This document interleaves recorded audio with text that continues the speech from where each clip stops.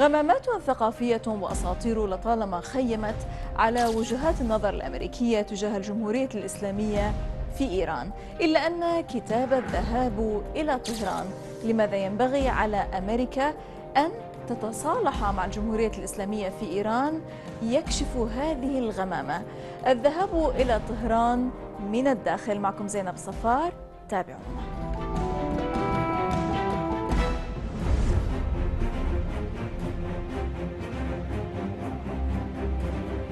هي من الخبراء الأمريكيين في شؤون الشرق الأوسط الأكثر دراية وتأثيراً.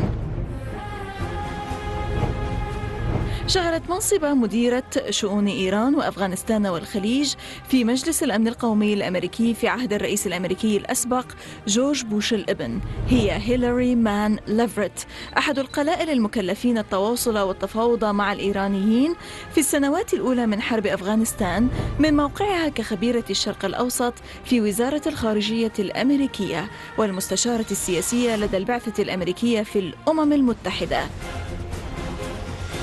تتمتع بخبرة أكاديمية وقانونية وتجارية ودبلوماسية تتعدى 20 عاماً، بالإضافة إلى خبرة سياسية واسعة في قضايا الشرق الأوسط.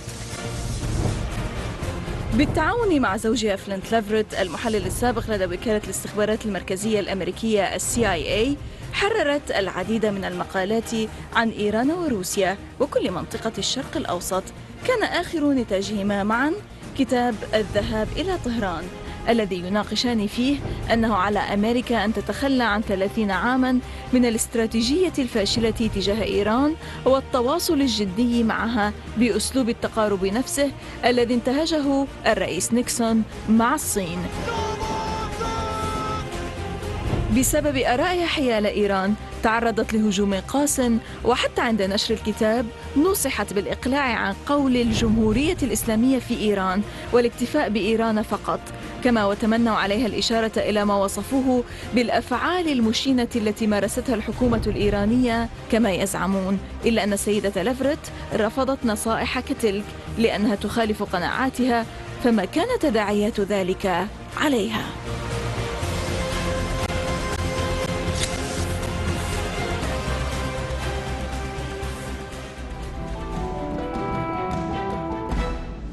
Hillary Leverett, former U.S. National Security Council Middle East expert and Iran expert, welcome to the Inside, ma'am. Thank you for having me.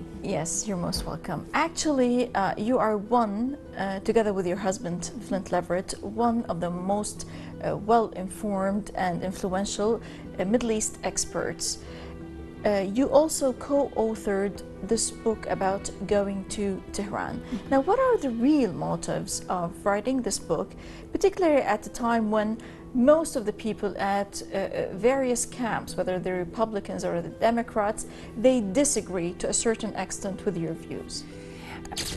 There are many constituencies in the United States that disagree, but this has been true over time. The United States' way of going to war, the United States doesn't go to war, it says, to protect its interests. The United States says it's going to war to liberate peoples, whether they're liberating peoples in Cuba, Vietnam, Iraq, or prospectively Iran. And the way the way the American public is conditioned to accept it, and essentially world opinion as well, is that American experts put out a narrative about these various countries, whether it's Cuba, Vietnam, Iraq, or now Iran. They put out a narrative about how repressive that society is, how illegitimate its government is in terms of its domestic politics, and how irrational it is in its foreign policy. And so we've seen this in country after country that the United States has invaded or tried to invade to overthrow its government.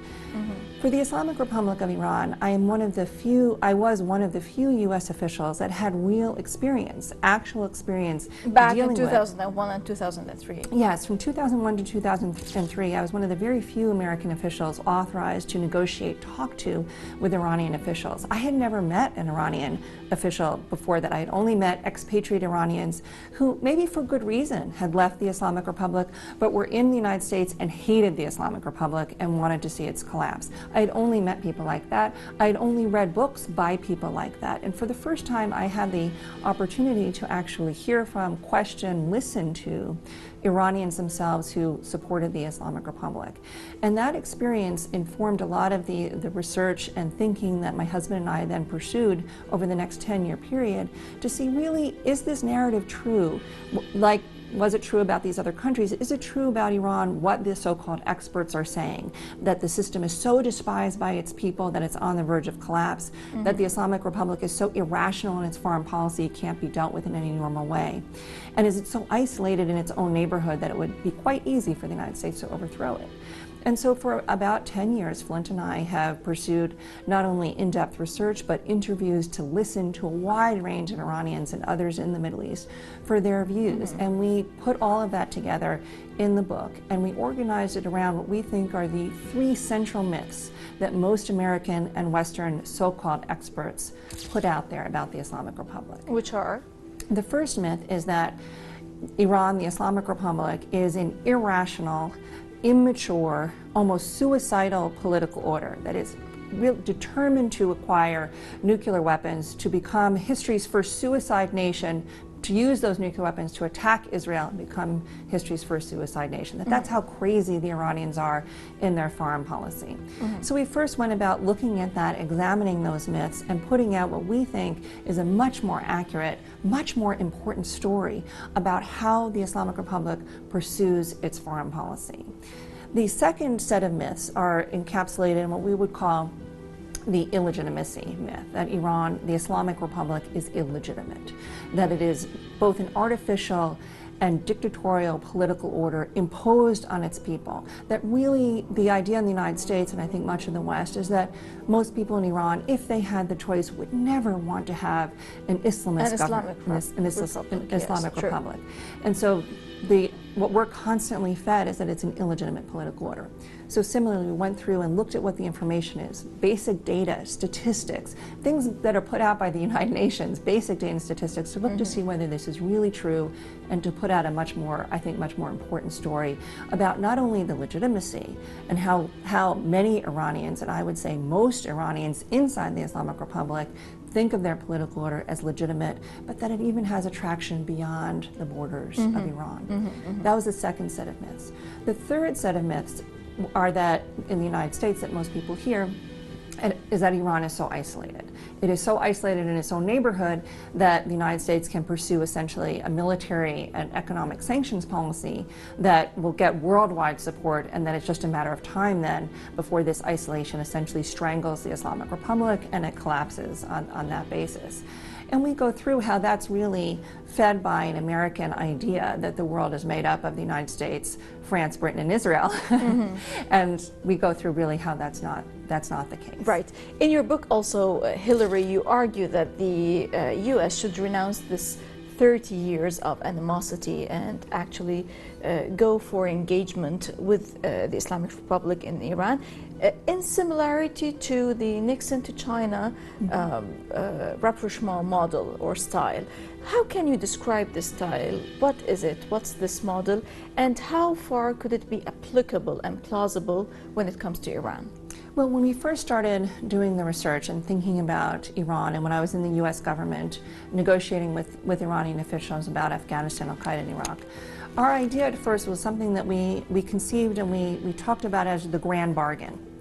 And it was an idea that the United States should engage with the Islamic Republic of Iran to try to get agreement from Iran to agree to various issues that we had of concern that the Iranians could accept, on Hamas, on Hezbollah, on the nuclear issue, on a range of issues that Americans identify as their concerns, that if we just talk to Iran, Iran could somehow make concessions, and this would be easier and better for the United States to deal with. That's how how we started off. And when we started with that idea, we were considered at the time to be pretty radical. We had some impact on the debate, though, and people now accept that there should be engagement. Not everybody in the United States, but some accept that we could engage Iran, but with the basic idea to talk Iran into agreeing to American positions on Hezbollah, the nuclear issue, the Palestinians, a range of things. But Flint and I have gone beyond that. We think that's not correct. that this idea that if you just talk to Iran, Iran would subordinate its sovereignty, subordinate its own foreign policy, to sign up to the American-led political and security order in the region just because we were nice and talked to them, that is not something that's going to work. And that the United States needs to do something much more profound and deep than just talking, just engagement. And that's really what Nixon and Kissinger did with China.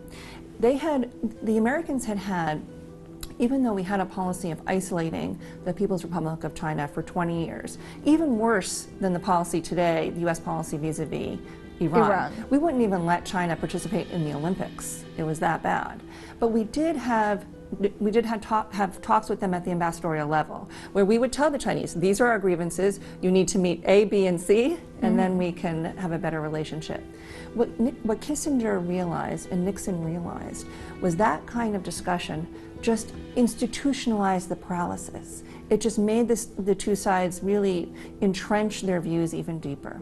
And what Nixon finally realized was that even if we disagreed with the kind of political order the People's Republic of China had created for itself, its ability, China's ability, after hundreds of years of foreign domination, its ability to build a political order that was fiercely independent, abided by its own sovereignty, and pursued its interests as it saw them, was something the United States had to come to terms with and accept.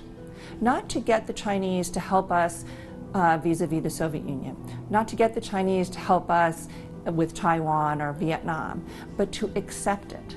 As is. As is. And that's what we're saying needs to be done with the Islamic Republic.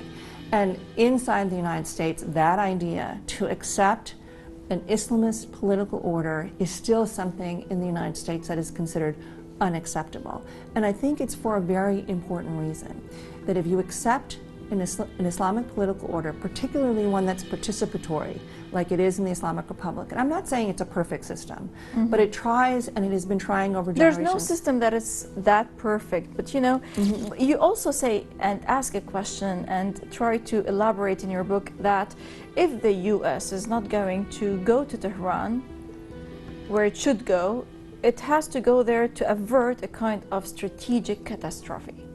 Yes, because the difficulty with Americans accepting an Islamist political order is that we would have to accept that we would have to give up the pursuit of hegemony, the pursuit of dominance. This idea that we can use the excuse of what's called American exceptionalism, that the United States is a unique force for good in the world, to invade other countries, to quote unquote liberate them. We'd have to give that up, because we have to recognize that there is some legitimacy to other political orders, particularly ones that are Islamist. And especially, that's especially relevant in the Middle East, that is so important in geostrategic terms.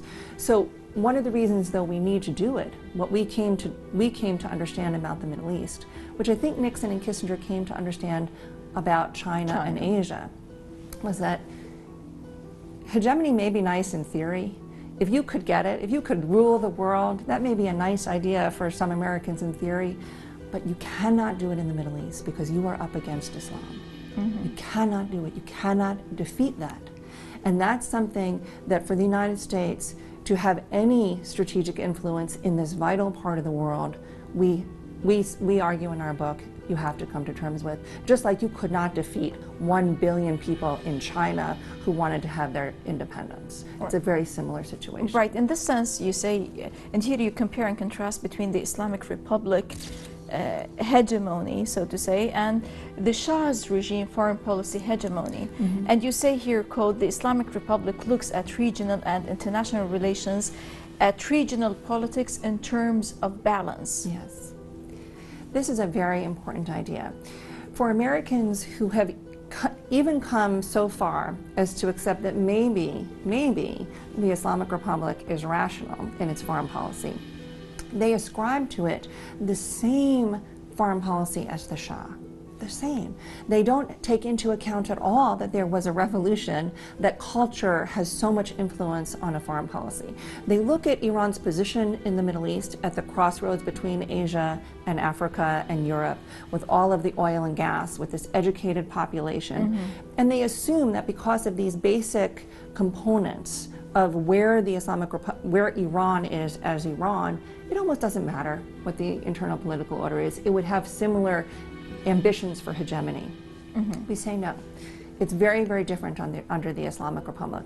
The Islamic Republic, unlike the Shah's Iran, has never invaded another country, has never imposed economic sanctions on another country. It pursues a strategy that is embedded much more... It was always there on the defensive, defending itself. Exactly. It's much more of a defensive foreign policy, and one that draws its strength from what we American political scientists call soft power.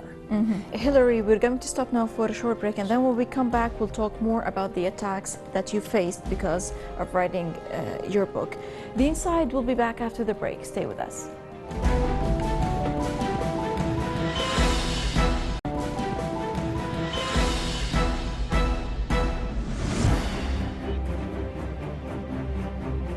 مديرة شؤون إيران وأفغانستان والخليج في مجلس الأمن القومي الامريكي في عهد الرئيس الامريكي جورج بوش الابن هيلاري ليفيريت كيف تفصل الأحداث التي وقعت في إيران بعد الانتخابات الإيرانية في 2009 والصعود المقتضب لحركة الخضر وسقوطهم المباشر والسريع والهجمة التي تعرضت لها لتبريرها الإجراءات التي اتخذت بحق المتظاهرين آنذاك وكيف تعامل الإعلام الغربي مع هذه الأحداث الإيرانية.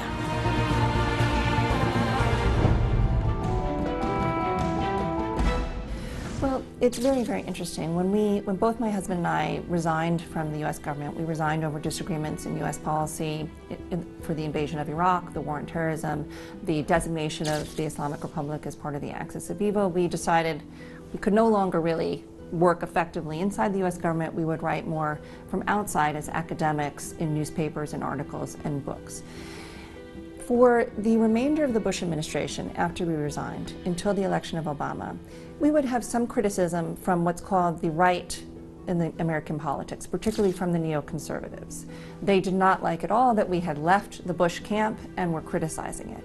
But those on the so-called left in the United States, particularly from the Democratic Party, from President Obama's party, they thought this was okay because it was criticizing Bush. And we were able to publish in places like the New York Times. We appeared on many American TV news shows like MSNBC and other places because what we were saying, even if people weren't sure about it, it still fit into their critique against President Bush.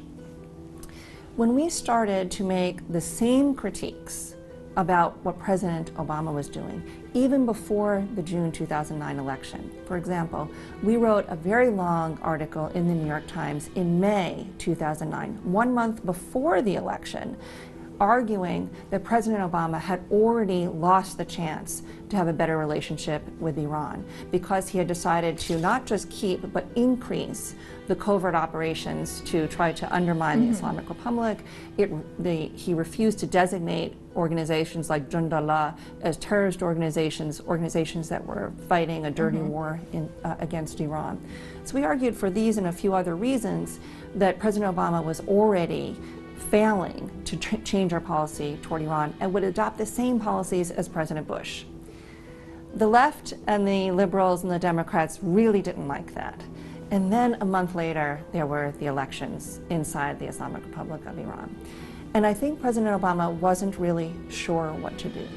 But his advisors in the end counseled him that he had to come out on the side of the protesters. He had to, again, interfere in Iran's domestic politics, as if 1953 had never happened, as if the United States had not previously exhorted people to go onto the streets to overthrow a democratically elected government. Never mind that history.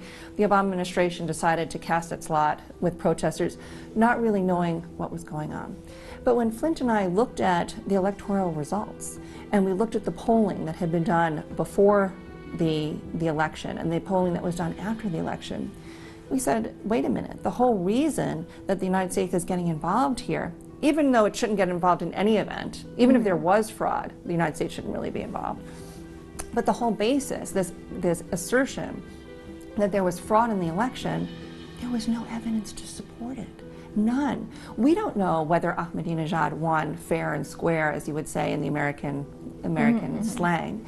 But We do know, if you look at the data, there's no evidence to support, no hard evidence to support that his election was fraudulent. So even the entire basis for the American interference was something that was at minimum inappropriate, and at worst was a pretext for regime change. And we started to write about that.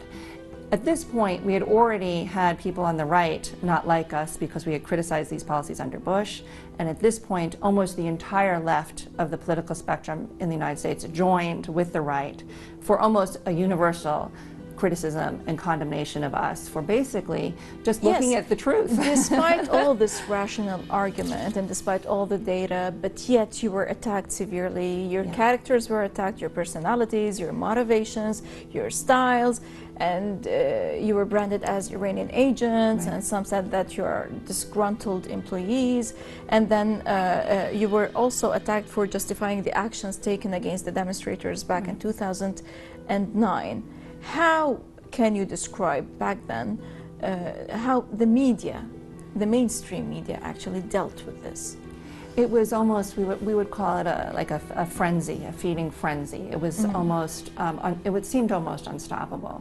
That the media had an idea, and I think thought that there could be, let me say, for the invasion of Iraq, before the invasion of Iraq, there was very significant support for that invasion, both from the right in the United States under Bush, but also there was some from the left. Some who thought that we needed to invade Iraq because Saddam Hussein was such a brutal dictator. The United States needed to come to liberate the Iraqis.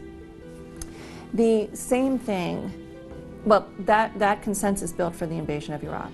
A couple of years later, when Americans saw, particularly on the TV screen, thousands, tens of thousands of Iraqis being killed, and the chaos, the destruction, the looting of the museums, the complete ravaging of the country, the suicide bombings. Finally, some on the left said, well, maybe it wasn't such a good idea. Maybe invading Iraq under false pretenses to say they had nuclear weapons and biological weapons that they didn't have. The WMD, that maybe that wasn't such a good idea. Some on the left started to say that.